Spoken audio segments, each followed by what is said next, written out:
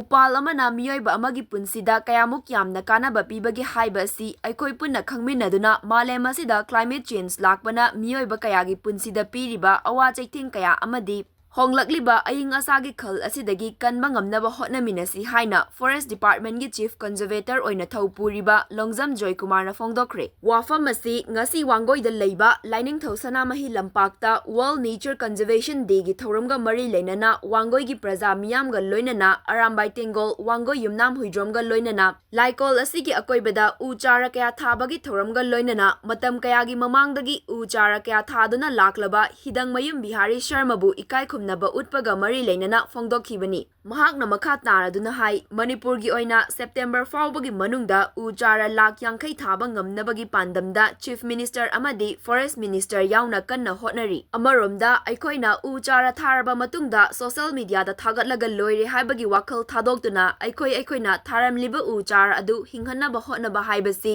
yamna maru oi aikoi meeoibana khudong thiba thoklaklaba matamda mipum khudingna oxygen cylinder leiduna sizinaba ngamoidaba maramna aikhoida free da fanghaliba u pambi sing aikhoina ngamiba makai thanaba hotnaminasi haina su fongdokhi nakal amaromda masa matomtana u pambi chama hena thabada natana mahakna thariba u chara sing adubu hinghanaba hotnaduna lakliba hidang mayum Bihari Sharma na haikibada mahakna thabaktagi potharaba matungda thabak sufam nomfam amata leiroidra haibagi wakhal asina masada paiba poklakhi adum oinamak malem gi honglakliba aying asagi fibam asida khajikhtang oirabasu miyam gi mateng pangba ngamnabagi wakhalonda u chara thaba hawrakhibani haina fongdokhibaga loinana nauna thariba u chara chamarom asi ngasidagi hauduna u chara sing asina mapung fadriba fawba 80 wangoyumnam huidrom team gi maikaidagi hotnaragani haina su 80 wangoyumnam huidrom team gi advisor Indrashan wahengbamna fongdokkhre adi phadi irai chulaiba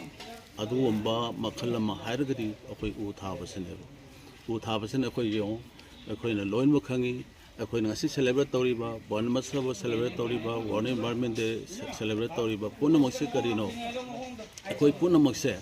nature se gi balance kare mase akoi me pung khudimak gyan taminaraga akoi tobang thopa akoi thaudu tosi umangi importance karino upambi amagi importance karino wildlife importance karino lamdaki thawai panba jiwa wildlife importance karino du khangna nabui damangtane akoi punamudi mai tawnu damangtani khoi amtang khanche handagi covid la matam do covid hau matam do oxygen gi sena gi mayam do adu khandani yengsi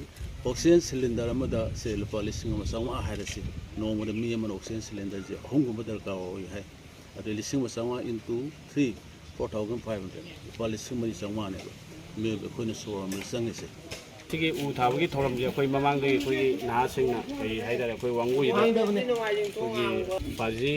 bihari na ju kanna torok potagi koi na ju angang ne ma thari ba potse koi ju yam pai kana ba pi aduna koi ju swaina utang ki kaka ju leiri ba swaina kaka ju da utang approach tau je na koi na mamang de haina ganda det se koi na ka ju gi da request to kana kaka ju na ju koi da ayaba pira kan ngasigi World Natural Conservation Day se pangthokjabani tung darakpadu koina sida tharibu only plantation je khatang nataba haitare tung darakpadu si hingnaba koi nungtiagi angang gai da koi haije ising chaiba khotpa magi fully koi growth tauna ko magi highway mayam je dum yengba kan only tharambadu khatang oidaba haitare koi tung darakpadu hena sijina mapung phaba u ama uhai kai thariba nakanda uhai thariba adudagi laigi magi mong akogi seri pambi adudagi otoba sorphone atai makhan thariba akogi mana masing amasung laije mayam jina akogi laida katpa amasung saba khotpa sigi mapung phadri bokki akogi lairiba 80 wangoi unit amasung akogi laibiriba cricket haidare wangoi gi sreida lapakida sanareba cricket ki members aduga lining tong sanamai gi akogi committee sin ju akogi mapung phana sigi thabok sida koi yengchenjagane na haijari